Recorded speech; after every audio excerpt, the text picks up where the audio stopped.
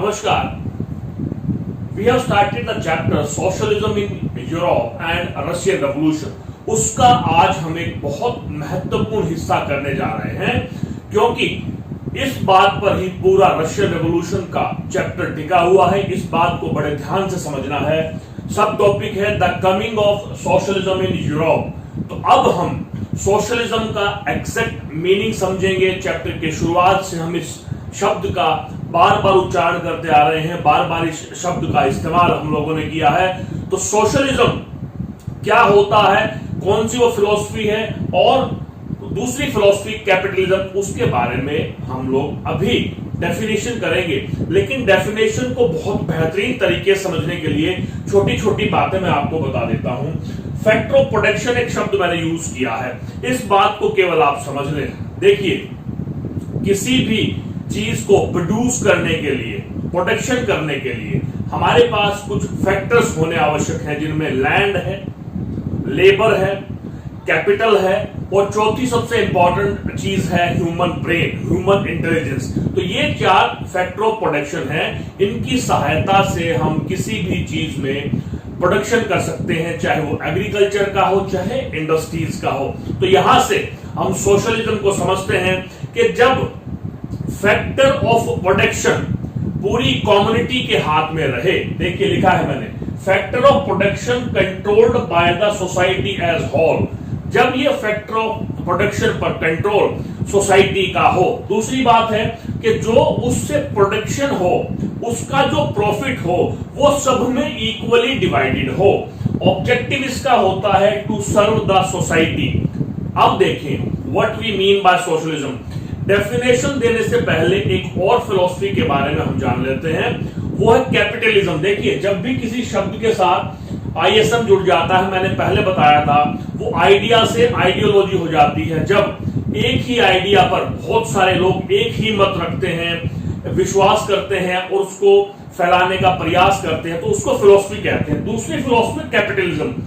यहां पर जो फैक्टर ऑफ प्रोडक्शन है वही लैंड, लेबर, कैपिटल और ह्यूमन ब्रेन, उनको जब कंट्रोल कुछ इंडिविजुअल्स के द्वारा किया जाए, प्रॉफिट केवल इंडिविजुअल का हो जो इनको मैनेज कर रहा है, और इसका ऑब्जेक्टिव हो केवल और केवल पैसा कमाना, ज्यादा से ज्यादा प्रॉफिट लेना। अब देखिए, अब हम इसकी डेफिनेशन करते हैं कि सोशलिज्म एक पॉलिटिकल और इकोनॉमिक फिलॉसफी है, आइडियोलॉजी है, जिसमें फैक्टर ऑफ प्रोडक्शन पर कंट्रोल सोसाइटी का, गवर्नमेंट का रहता है।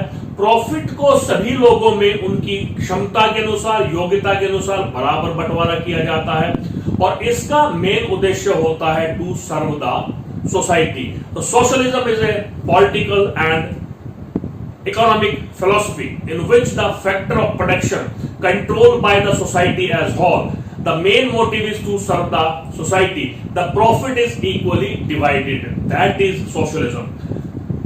Further, capitalism.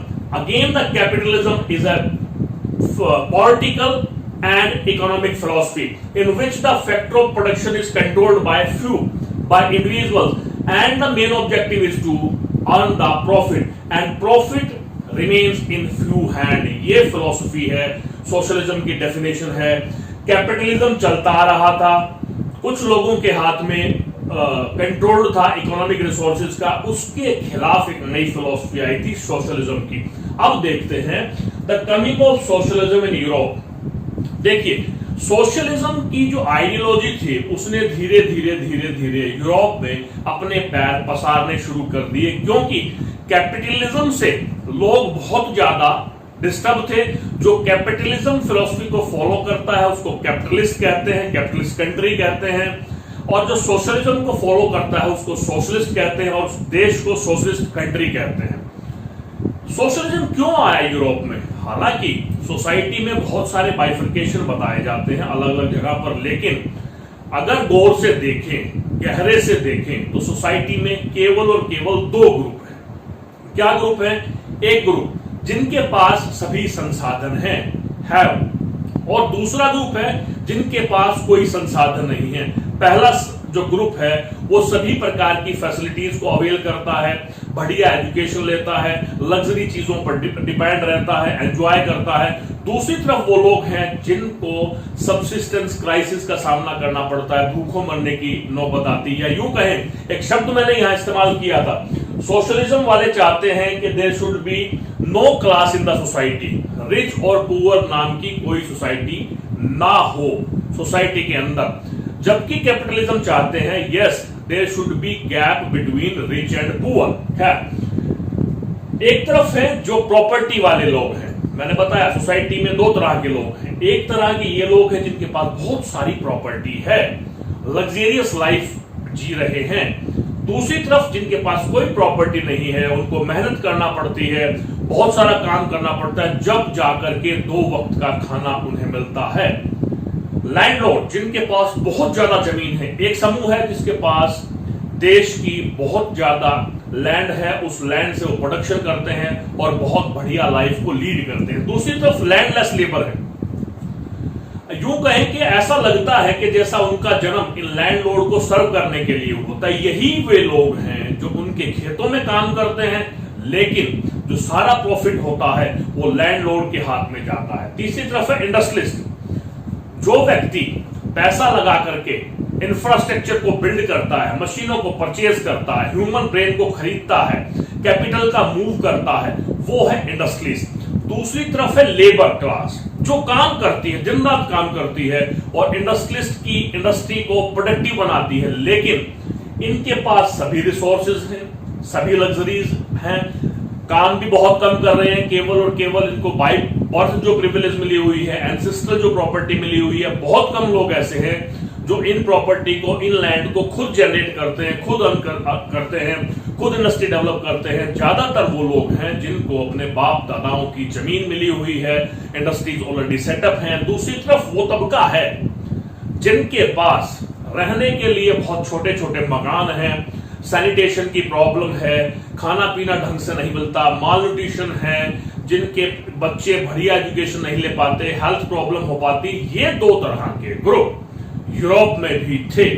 अब क्या हुआ, उन्होंने रियलाइज किया ये जो लोग थे, काम कर रहे थे, लेबर कर रहे थे, दिन रात मेहनत कर रहे थे, इनका एक्सप्लॉयटेशन हो रहा था, तो इन्होंने रियलाइज किया। अब देखिए सोशलिज्म की फिलॉसफी कैसे आई। इन्होंने रियलाइज किया कि जो प्रॉपर्टी है, जो इंडस्ट्री है, उसको प्रोडक्टिव कौन बना रहा है? जिनके पास प्रॉपर्टी नहीं है, वो उसमें काम कर रहे हैं। जैसे किसी के पास बहुत ज्यादा जमीन है, जमीन से फायदा तब होगा जब उससे प्रोडक्शन होगा, और प्रोडक्शन कब होगा? जब उसमें लेबर किया जाएगा। तो जो लेबर करने वाले लोग हैं वो उस फील्ड को, उस एग्रीकल्चर फील्ड को प्रोडक्टिव बना रहे हैं, लेकिन उनके पास खाने के लिए भी नहीं है। तब जाकर के सोशलिज्म की फिलॉसफी आई थी। उन्होंने देखा कि जो इकोनॉमिक रिसोर्सेज हैं, जो पॉलिटिकल पावर है, जो वेल्थ है, जो इंडस्ट्रीज हैं, उन पर कंट्रोल केवल कुछ लोगों का है। ये बिल्कुल गलत है। समाज में इन चीजों पर नियंत्रण इक्वल होना चाहिए। सोसाइटी में क्लास रिच और पुअर की नहीं होनी चाहिए। जो ये कंसंट्रेशन है इकोनॉमिक रिसोर्सेज का, वेल्थ का, प्रॉपर्टी का, लैंड का, इंडस्ट्रीज का, वो एक ग्रुप के पास ना होकर के सबके पास होना चाहिए। उससे जो प्रोडक्शन होता है और जो प्रोडक्शन से जो प्रॉफिट होता है वो सब में इक्वल डिवाइड होना चाहिए। ये इनका मानना था। अब मेजर पोर्शन ऑफ सोसाइटी किनका था? इन लोगों का। ये लोग ज्यादा थे, ये लोग कुछ लोग थे जिनके पास सभी साधन थे। ज्यादा लोग वो थे जो हमेशा एक्सप्लॉयटेशन का, डिस्क्रिमिनेशन का, गरीबी का सामना करते थे। तब जाकर के एक फिलॉसफी सामने आई जिसको आज हम सोशलिज्म के नाम से जानते हैं। तो सोशलिज्म को फॉलो करने वाले लोगों ने कहा कि सभी लोगों को बराबर का दर्जा मिलना चाहिए, सभी इकोनॉमिक रिसोर्सेज पर बराबर का अधिकार होना चाहिए। तब जाकर के ये फिलॉसफी यूरोप में आई और यूरोप से पूरे देश में फैल गई। लेकिन सोशलिज्म को भी कुछ लोगों ने अलग अलग तरीके से डिफाइन किया है। हालांकि हम कार्ल मार्क्स को मानते हैं कि सोशलिज्म की फिलॉसफी देने में कार्ल मार्क्स का सबसे बड़ा योगदान है, लेकिन उनके अलावा भी बहुत सारे ऐसे लोग थे जिन्होंने इन दबे हुए लोगों के लिए आवाज उठाई। इन्होंने एक व्यवस्था को दिखाया कि अगर इस तरह की व्यवस्था की जाती है, राजनीतिक व्यवस्था, आर्थिक व्यवस्था, सामाजिक व्यवस्था अगर इस तरह से की जाए तो सभी लोगों को बराबर का अधिकार मिलेगा, सभी को बराबर इकोनॉमिक रिसोर्सेज का डिवीजन मिलेगा और प्रॉफिट में सभी की साझेदारी होगी। वो फिलोसोफर थे Robert Owen, Louis Blanc, yes of course Karl Marx and Friedrich Engels. ये लोग थे, इन्होंने सोशलिज्म की ही बात की। जो थीम था, जो ऑब्जेक्टिव था, वो सोशलिज्म ही था, लेकिन इन्होंने अपने अपने तरीके से सोशलिज्म को फॉलो कराने की बात कही।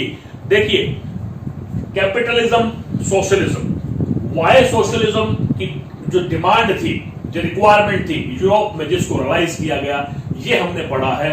अगले लेक्चर में हम पढ़ेंगे कि जो ये रॉबर्ट ओवन है, लुईस ब्लैंक है, कार्ल मार्क्स है और फ्राइडरिच एंगल्स है, इन्होंने सोशलिज्म को किस तरह से रिप्रेजेंट किया और किस प्रकार की व्यवस्था को वो लोग लागू करना चाह रहे थे ताकि ज्यादा से ज्यादा लोगों को फायदा मिल सके। तो अगले लेक्चर में हम इन 4 फिलोसोफर्स की, सोशलिस्ट की बात करेंगे। मिलते हैं अगले लेक्चर में। नमस्कार, जय हिंद, जय भारत।